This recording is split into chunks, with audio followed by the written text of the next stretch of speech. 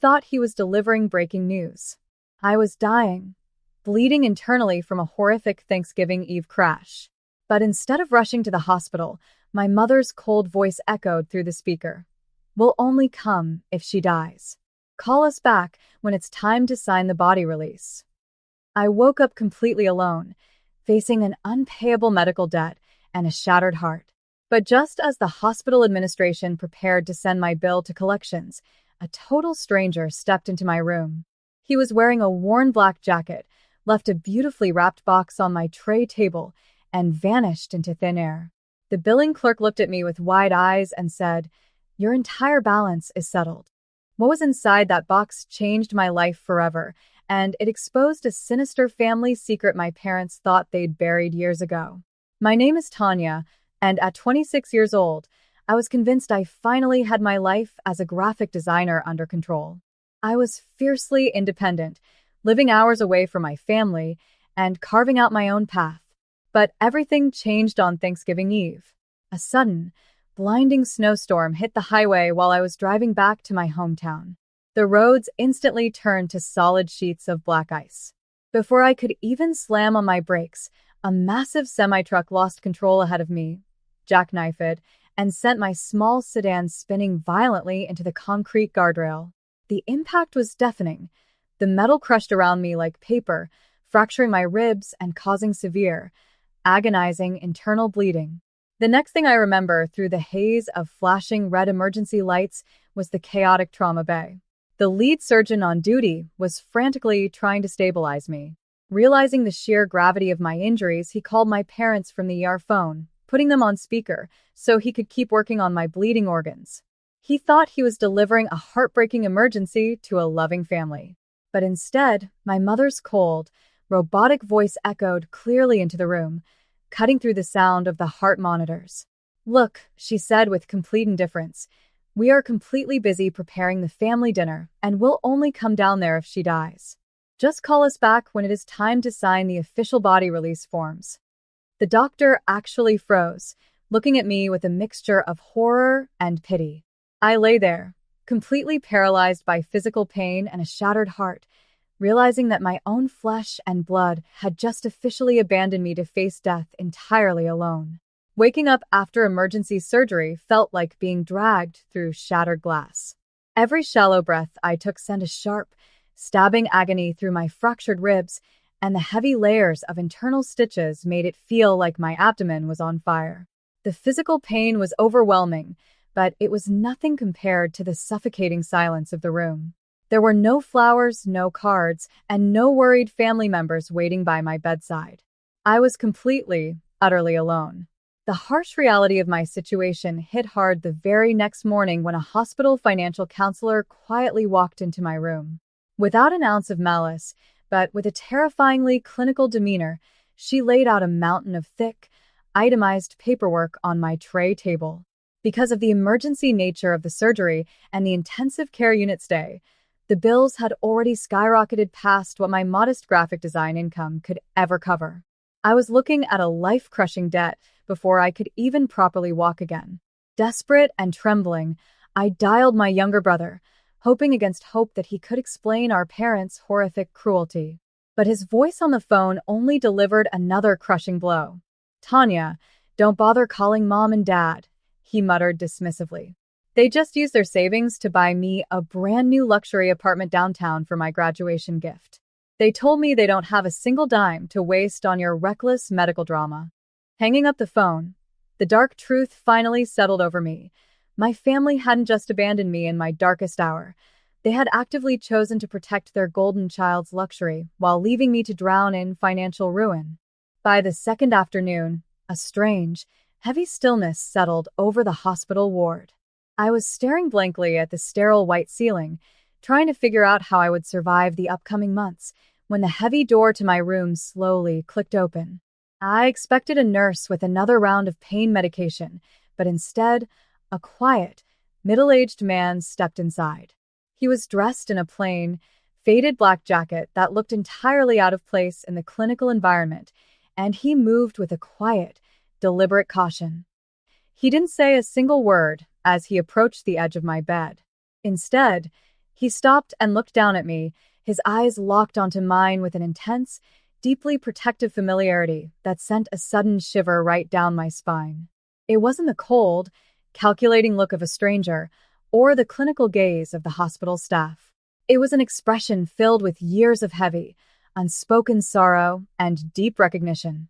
Without breaking eye contact, he reached into his jacket and carefully placed a small, beautifully wrapped box directly onto my bedside tray table. My heart began to pound against my broken ribs as I opened my mouth to ask him who he was, where he had come from, or what he wanted from me. But before a single syllable could escape my lips, the mysterious man gave me a subtle, reassuring nod, turned on his heel, and completely disappeared into the busy, chaotic hospital corridor outside. I'm incredibly grateful you followed my journey this far. Before I reveal the shock that came next, please take in this video from. I genuinely love seeing how far my story has reached across the world. As I sat there staring at that mysterious package, the heavy door to my room flew open again. This time, it was the head billing clerk, her face completely flushed and her eyes wide with absolute disbelief. She was holding my thick financial file, but instead of the stern expression she had worn earlier, she looked at me as if she were looking at a ghost. "Tanya," she stammered, her voice trembling slightly, "I don't even know how to explain this to you, but the man who is just in here, the man in the black jacket, he just walked down to the main administration window and paid off your entire multi-thousand-dollar medical bill in cash." I gasped, the sudden shock causing a sharp pain to shoot through my healing ribs. "Who was he?" I pleaded. "Did he leave a name?" The clerk shook her head rapidly, holding up her hands. "No name, no receipt requested. He just handed over the exact stacks of currency, settled your account to a zero balance, and gave me a very strict message to deliver to you verbatim." She stepped closer to my bedside, pointing directly at the small package sitting on my tray table. "The day I was finally discharged he said, from "You the must hospital, promise not to open this wrapped box until until you are like a safely shock to my discharged lungs. and back I inside your rode own in a apartment. quiet taxi back For to your my own safety, tiny, Tanya, empty apartment. do not open it Clutching here." the The mysterious package tightly against my chest like a lifeline. Walking through my front door, the heavy silence of the rooms reminded me of how entirely unprotected I had been by the people who raised me. I sat down at my small kitchen table, my hands trembling with a mixture of intense anxiety and burning curiosity as I carefully tore away the neat wrapping paper. Inside the box lay an old, weathered leather-bound diary and an official, sealed legal trust fund document stamped by a high-profile law firm. As I opened the heavy legal folder, my eyes blurred with tears. The document detailed a protected trust fund worth hundreds of thousands of dollars, completely untouched and held under my name. But it was the faded pages of the handwritten diary that exposed the jaw-dropping truth. The stranger in the faded black jacket wasn't a random billionaire or a sympathetic ghost. He was Arthur, my biological uncle. He was the estranged older brother of my real, late-birth father, who had tragically passed away when I was just a toddler. Through Arthur's painful, raw journal entries, a sinister family secret was laid bare. My adoptive parents, the people I had called mom and dad my entire life, were actually distant relatives who had systematically defrauded my biological family. They had legally adopted me solely to gain control over my late father's vast estate, falsely framing Uncle Arthur for financial crimes to completely banish him from my life, while they spent my true inheritance on themselves and their golden child son. Reading through the remaining pages of my uncle's diary, a boiling rage replaced the deep sorrow in my chest. The evidence was undeniable. My adoptive parents had spent 2 decades pretending they were doing me a massive favor by raising me, all while they secretly choked out the memory of my real father and locked away my rightful legacy. They had used my bloodline's wealth to build their own comfortable lives, fund my brother's endless privileges, and buy his luxury downtown apartment, leaving me to scrape by on my own. They thought Uncle Arthur was completely gone, and they thought I would just quietly fade away under the crushing weight of a massive hospital debt. I picked up my phone with a cold, steady hand and dialed my mother's number. When she answered, her voice was immediately sharp and laced with heavy annoyance, fully expecting me to weep, beg, and plead for financial help with my medical bills. "Tanya, I told your brother to tell you not to call us. She snapped before I could even say hello. "We are not ruining our holiday weekend dealing with your financial problems." "I'm not calling for your money," I said, my voice cutting through her attitude like ice. "I'm calling to let you know that my hospital bill has been paid in full. Every single cent." There was a sudden, stunned silence on the other end of the line. Before she could recover, I dropped the real hammer. "I found Uncle Arthur, and I have my biological father's real leather diary sitting right in front of me. I know exactly what you stole from me when I was a toddler, and I have the original trust documents to prove it. Enjoy your stolen luxury while you can, because I am coming for absolutely everything." The very next morning, I met with Uncle Arthur and a team of high-powered estate attorneys who were eager to take my case. Armed with the irrefutable evidence from my biological father's diary and the original trust documents, we officially launched a massive, sweeping lawsuit against my adoptive parents.